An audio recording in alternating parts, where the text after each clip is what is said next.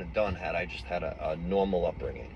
My father was fucking old school Italian with anger issues. He was not an alcoholic or a drug addict. He was a sober dude, but he had fucking anger within him. He was a he you know he lived a life. He lived a long life of hardships and tough times.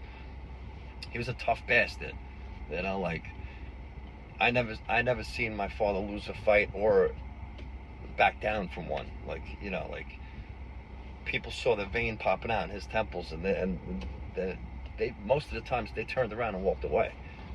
So when I seen the vein popping out of his head, I knew I was in for a beating, and I got plenty of those growing up too. So the abuses and the traumas, like, they came from both ends.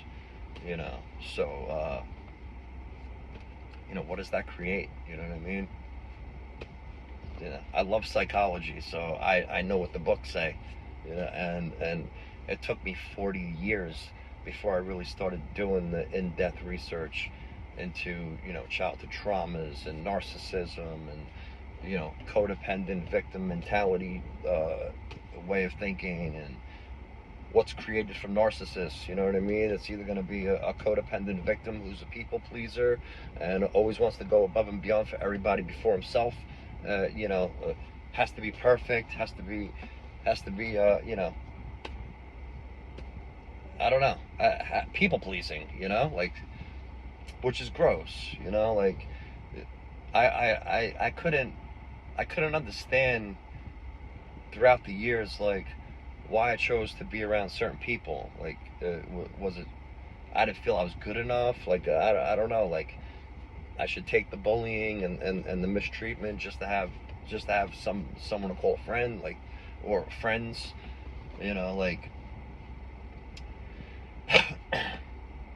it's just the way I was molded, and from an early age, it was a toxic upbringing and dysfunctional family environment.